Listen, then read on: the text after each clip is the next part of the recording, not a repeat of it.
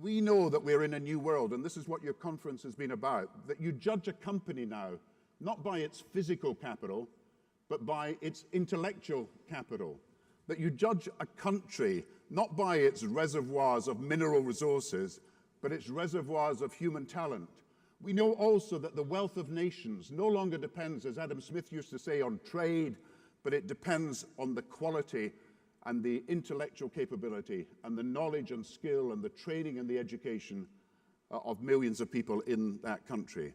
And we know that if we are marching on behalf of education for all, we're marching not just for education for all, we're marching for prosperity for all. And we know, because education, as we've just heard in the last session, is so important to individual autonomy, that when we march for education for all, we're not just marching for education for all, we're marching for liberty and freedom for all. And we know, because of the importance that we attach to equality of opportunity in education, that when we march for education for all, we're not just marching for education, but for equality for all. And if we listen to Amartya Sen and Martha Nussbaum about the capabilities and how we can increase people's capabilities, and that's the desire of people, or should be the desire of people in public policy, then we're marching not just for education, but for dignity for all.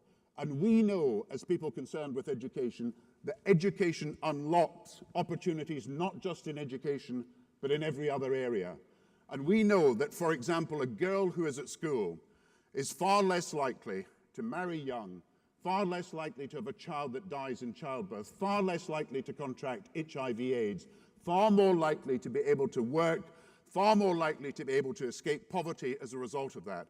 And we know that our education goal, the Millennium Development Goal of education for all, will reduce child poverty, reduce maternal mortality, reduce infant mortality, reduce HIV/AIDS, reduce the lack of economic opportunity that exists in so many countries, reduce poverty, and therefore it is something as a goal that can actually change not just education, but change the rest of the world.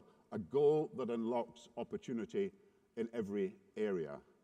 And therefore, I want to make a plea today about a plan that we need to take us from here to 2015. Not to give up on the idea that in 4 years' time, we could have every child at school. We know it is now impossible, I'm afraid, to achieve the Millennium Development Goal that would cut infant mortality by half. We are too far away. We know tragically it's impossible, despite all the changes, to change a situation where 350,000 mothers are dying each year from maternal mortality. It will not change quickly enough, even as the figures go down, to meet that Millennium Development Goal. We know we have not achieved the Millennium Development Goal on gender equality, and we should not give up on any of these.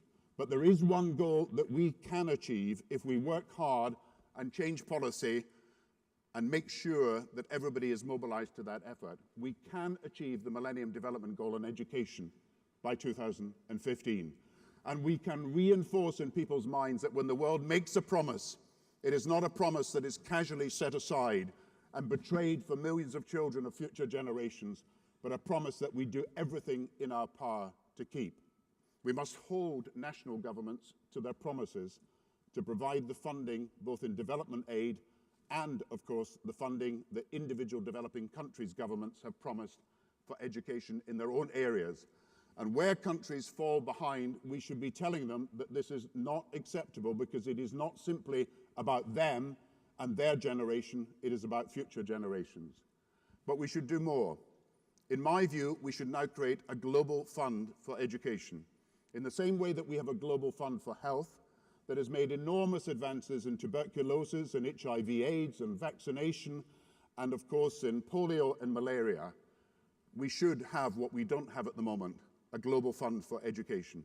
And that would allow people in the private sector and the public sector, philanthropists and people in charities, private companies to affiliate and make possible there being a focus for momentum to 2015. We are in a position as a group of educationists, teachers, NGOs, people concerned as businesses about education, to make that huge difference.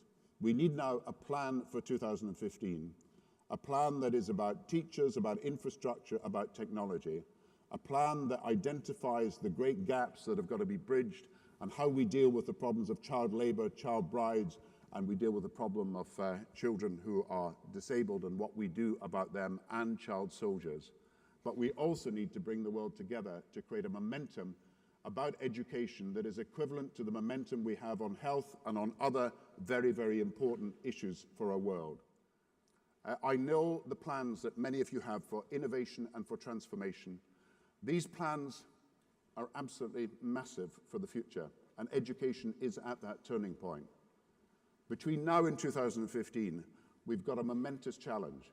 We have to prove that we can awaken the world to the need that every child in the 21st century should be at school. We have the opportunity to do it. We can make all the difference. When Cicero spoke, the great Roman senator spoke in Rome, and he made these brilliant speeches before the Senate, people turned to each other and said, "Great speech."